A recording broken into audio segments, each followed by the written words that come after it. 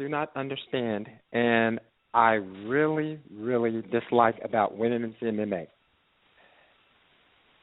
If a woman is a terrific fighter, why do we have to sell the sex? If a man's a great fighter, he's just a badass. I love it.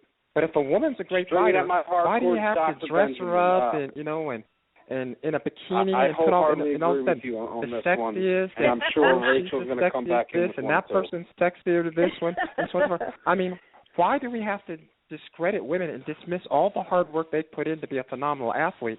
And they say, well, sex sells. But okay, we only dismiss and diminish women's efforts that way. We don't do that to men. Why do we still tolerate that? If they can fight, they can fight.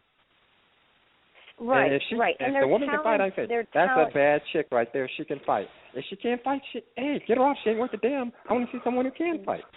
But why is this, dismissing the efforts and all the hard work that they put in and try to sell them, try to sell how the sexism of it. To me, that's so demeaning, and that's the biggest thing about women's MMA I don't appreciate is how they sell it. Yeah, well, let me make one thing about it. I agree with you in some retrospect. Myself, with being a female in the fight industry, obviously I have learned quite a few things because you don't see Rachel Blaze posing in bikinis. Yes, could I? I absolutely could. Could she pose half naked? Yeah, I sure could. But you learn the importance of skill and your talents. You want people to realize who you are before all of that. And honestly, I don't think sex needs to be. It's so exploited right now, and it's so all over the place. Like everybody, I'm sorry. No offense, ladies, you all are beautiful, but everybody looks the same. Every chick I see has the same eyebrows, they have the same cheekbones, the same nose, and it gets a little repetitive. And why do we need that in the sport of MMA? Where's the tradition in that? And you're right, women have come such a long way that why would we have to expose our bodies to get anywhere? I mean, women used to go to Playboy and do that and get their $1 million or $2 million or whatever it was to pose for Playboy. But why do our athletes have to expose themselves in that way, especially when male athletes don't have to? And, I mean, I just don't agree with it. I think that there are other ways to exploit their talent. I mean, it's not about a boob thing. It's not about a butt thing. It's about whose butt is she going to kick, and is there going to be blood tonight? I mean, how long has she been doing this, and look how far she's come. Why can't we focus more on the important things instead of just and honestly, you're going to look at a naked woman's body for all of how long, and then you're on to the next. You know what I'm saying? So why not make something that's more impactful and long-lasting? I mean, to me, that's it's just my simply thought. Disrespectful.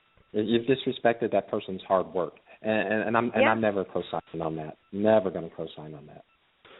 Yeah, and you're right. I believe I you're all right, agree. but I believe that you're both right on this, but I also believe that we're not going to stop seeing it until women sit there and say, I'm not going to do this. This is not how I'm going to promote my career. And, you're always going to have the fighters that need that extra little push and that are going to want to say something they would normally say no to with a situation like that. They'll probably say yeah because they know that's an extra $1,500 in their pocket or whatever. Mm-hmm. So they'll lower themselves for that 5 minutes so they can do that, so they can survive for the next 6 weeks until their next fight or something. Well, here's my thought. Don't sell yourself short. And don't sell yourself to the devil. That's just, I'm sorry, I'm a Christian, but that's how I feel. A lot of people think that by doing these type of things are going to progress their career even longer. That's not necessarily true. I've made it thus far without having to expose my complete body or pose in bikinis all the time. It gets old after a while. There are other things that you can do, and I can tell you in the entertainment business, because I'm heavily involved with in the music industry as well, that a lot of people tend to sell themselves, and now they've just become owned by the industry, and you do whatever it is that they tell you to do. Even if you don't agree with it, you're stuck. And people need to realize what's important. Do I want to go this route, or do I want to work my ass off and do it this way? I prefer myself to work my ass off. I may not have 20 million followers, but I guarantee you I got real followers. You know what I'm saying? I've got real people that I've actually touched. And I think people need to realize what's important and what's beneficial to them in the long run.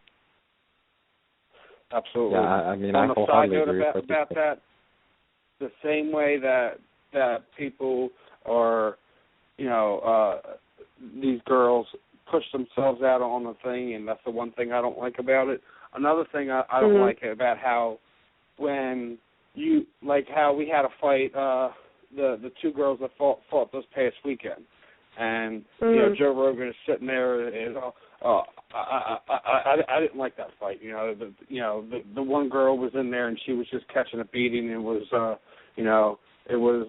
fighting a person that shouldn't even been in the cage. Yeah, Alexis Dufresne might be a great grappler, but she has no business in MMA. I have an issue with that because she's had, obviously 35 isn't the weight class that she's supposed to be at. She's missed that weight twice in a row. Obviously, we're probably going to be hearing that she's probably going to be released here shortly. But me and the doc have talked about this at length, of how much these fighters give up and destroy themselves just to make a weight class to fight in the promotion like the UFC. Yeah, I just we'll don't be here all night how if we start people talking about rapid extreme weight cutting. They'll be quick to let a fight go on for if it was two guys in there. It's like, oh, well, the guy gave it everything he had, but, he just wasn't as good. When you hear about it that it's a female fight, it's like, oh, well, that one girl doesn't belong there. Yeah. Certainly a double standard. Well, you guys have a great evening. Yes, this was great. I mean, like you said, it could be endless. It's an endless topic. Yeah, I've actually just looked at the time and realized we've almost been on the phone with him for an hour. I know. I'm glad you don't have to pay for long distance by the minute anymore. I know. It's a good thing to be on the phone with the doc. See? Doc, it was a pleasure speaking to you. I told you it was going to be an interesting conversation. I love the doc's insight and his knowledge when it comes to these types of subjects. I know we're well into the overtime period and actually running up against the clock because we usually get cut off at the half-hour mark in overtime. Doc, if there's anything you want to say, anyone you want to thank before we send you along your way, the microphone's yours, my friend. No, I mean, I just appreciate, everybody showing me so much love. I just appreciate the sport. I mean, it's the athletes that I'm in it for. I don't know what people think. I don't know if people think that talking on Twitter pays, but it doesn't pay much. It doesn't pay anything at all. I do it because I love it. The only thing that I really ask for is civil discourse. We can agree to disagree. We just don't have to be nasty about it. I'm not like I've seen it. I'm not trying to tell you what to think. I'm just trying to encourage you. What do you have to say about it? Who's lining your pockets, et cetera, et cetera, et cetera? As me and Rachel always like to say, there's always going to be someone to hate. Somebody's going to put down your view or your perspective or the way you go about things. I just smile and said, well, disagree with your thoughts, but have a nice day, buddy. Yeah, I mean, my thing is, I don't tell you. I'm not here to tell you what to think. I'm just here to encourage you to do so. So I just want you to exercise your brain a little bit and make you think. Now, that's kind of an interesting point. I never thought about it that way. So I'm not here to tell you what to think, just to encourage you to do so. It was a pleasure speaking with you, Doc. You've been very informative, and I've learned a few things from you as well. I tweeted you a couple of times on Twitter, so I look forward to hearing some things that you're going to discuss in the future, and some of the awesome things that you're getting ready to do for 2015 and with these athletes. So I'm very appreciative for what you do. Well, I appreciate it. That's very kind of you to say, but you guys keep doing the good work, and anytime you need me and want to be bored for a few minutes, give me a call. Absolutely. Thank you. I don't think we could ever be bored. When we talk to you, Dr. Benjamin, as always, it is always my pleasure. Appreciate your time, and as always, we'll be in touch, and we'll have you back on here again because, as you know, I definitely like hearing your side of the coin. Anytime. Awesome. Right, well, thank you guys. It was a great night. Dr. Johnny Benjamin. That was was a great interview, and we are well into the overtime period. Real quick, just want to thank our sponsors and affiliates, MMA AdNet, Triangle Athletics, Martial Art Market, and our affiliate partners are Rev Gear, Martial Art Clothing, Dumachi, MMA Signatures. Make sure you're checking them out. They got a brand new Jessica I 2015 calendar. They're getting rid of 15 unsigned, 35 signed. Make sure you're checking out the website. That's MMASignaturesUSA.com. Big shout out to Grit Mouth Guards. Anyone else I'm forgetting, scatterbrain right now. And, always you can check us out on Stitcher, on iTunes. We're also available on the BJJ Video Vault app. Rachel, any shout-outs you want to give before we wrap this thing up? I just want to give my shout-outs to all the wonderful fans and supporters out there who's been supporting me for a long time now. And good things are to come for 2015. Definitely want to say thank you to Knockout Star and Babes of MMA, who have been absolutely supportive.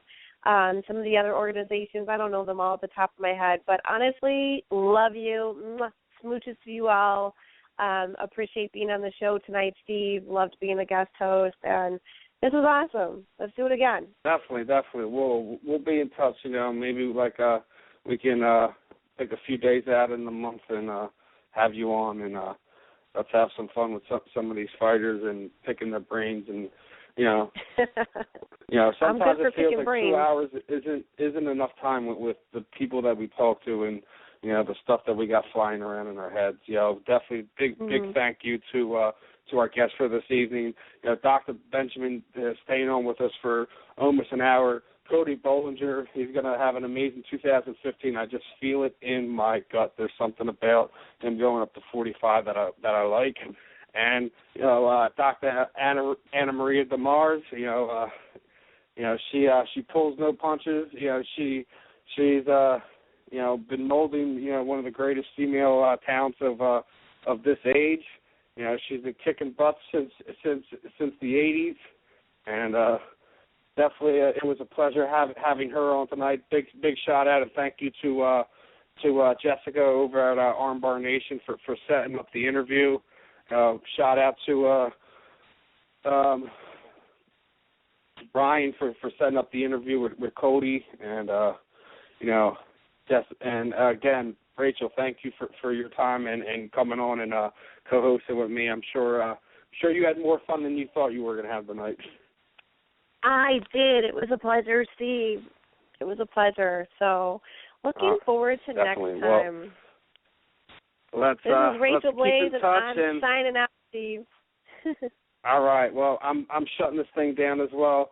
Thank you, everyone, for tuning in. Make sure you tune in next week. Got some amateur fighters, some pro fighters. I'm going to be joining us. Getting ready for Global Proving Grounds here coming up on the 17th. So if you're in the tri-state area, make sure you go check out Global Proving Grounds.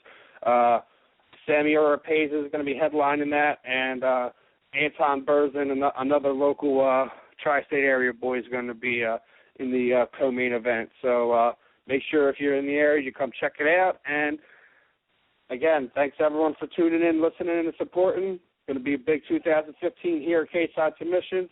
I'm your host, Steve, as always. Make sure you tune in next Thursday, 8 p.m. Eastern Standard Time. And everyone have a good night.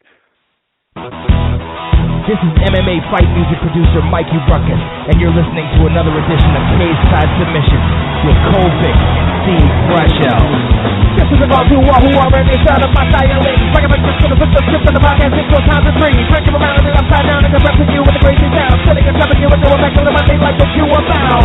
Foolish to know, it's 2 hours, 2 hours in the day. With all the power, and what you see is that you see on us the volume. You like it, just out on the day, not just solve your problem. The K-Side Submissions and what you all are missing. All the latest news and interviews, so give a listen. Call the secret higher road and give you something different. If you want the fit and changing up your disposition, you will see the Bellator against the Victor fight. Join us in the conversation, bring your K